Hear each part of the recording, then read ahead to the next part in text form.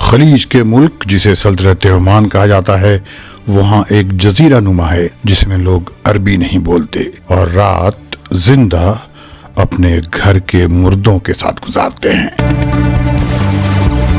اس bulletin میں دکھائیں گے اسی کی ایک جھلک۔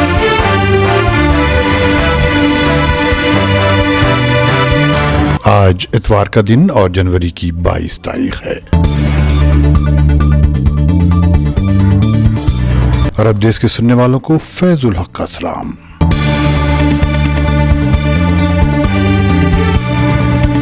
یہ ہے سلطنت عمان کی نیچرل بیوٹی کے درمیان بسا ایک چھوٹا سا گاؤں جس کا نام ہے کمزار۔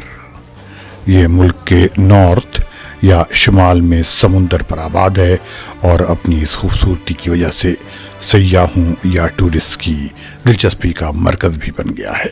چونکہ یہ گاؤں دنیا سے بالکل الگ تھلگ ہے، اس کی زبان اور اس کا کلچر بھی اس ملک اور عرب دنیا کے دوسرے تمام حصوں سے الگ ہے۔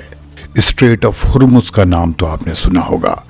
یہ گاؤں دراصل یہی ہے اور تاریخ اس بات کی گواہ ہے، یہاں برٹش بھی آئے اور پرتگالی بھی۔ یہ گاؤں ملک کے مسندم گورنریٹ میں ہے اور یہاں کے رہنے والوں کو کمزارہ کہتے ہیں۔ یہ دراصل ایک قبیلے کا خاندان ہے۔ 1000 سال قبل عرب ٹریولر یاقوت الحمودی نے اپنی کتاب معجم البلدان میں لکھا ہے کہ کمزار عمان کے ساحل پر 2 پہاڑوں کے بیچ بسا ایک قصبہ ہے اور وہ وہاں جاری چشمے سے پانی پیتے ہیں۔ اس وقت اس گاؤں کی آبادی 3000 لوگوں پر مشتمل ہے۔ سب سنی مسلمان ہیں۔ مکانات ایک کے اوپر ایک بنے ہوئے ہیں، لیکن وہاں ایکسپینشن کی کوئی گنجائش نہیں، الا یہ کہ مکانات پہاڑوں پر یا سمندر کو بھر کر بنائے جائیں۔ وہاں سے صرف ہیلی کاپٹر کے ذریعے ہی آنا جانا ہو سکتا ہے یا سمندر کے راستے۔ سمندر کے راستے سفر آسان اور سستا ہے۔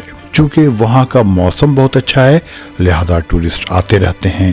پورا علاقہ چاروں طرف پانی سے گھرا ہوا ہے اور اونچے اونچے پہاڑ اس کے لیے دیوار کا کام کرتے ہیں۔ کمزار کی کچھ آبادی تو 9 مہینے تک مچھلیاں مار کر گزارا کرتی ہے اور چاروں طرف موجود غار میں رہتی ہے، لیکن جب گرمی کی شدت ہوتی ہے اور مچھلیاں ساحل سے دور ہو جاتی ہیں تو وہ عمان کے قریبی علاقے خصب میں چلے جاتے ہیں۔ کھجور کی کاشت کرتے ہیں۔ ان کی زبان عمان اور عرب دنیا سے الگ ہے۔ وہ عربی نہیں بولتے، بلکہ ان کی زبان دراصل ہندی، فارسی، عربی، پرتگالی، بلوچی اور انگریزی زبان کا امتزاج ہے۔ یہ بس بول چال کی زبان ہے۔ لکھنے کی کوئی روایت ان کے درمیان نہیں۔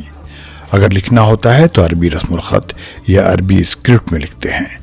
بتایا جاتا ہے کہ یہ زبان دراصل 15ویں اور 16ویں صدی میں پرتگالیوں کی وہاں آمد کا اثر ہے، لیکن ان کے درمیان کہانیاں بھی ہیں، لوک گیت اور نغمے بھی، لیکن وہ سب زبانی۔ ایسا نہیں کہ ان کی زندگی میں کوئی رنگ نہیں ہے۔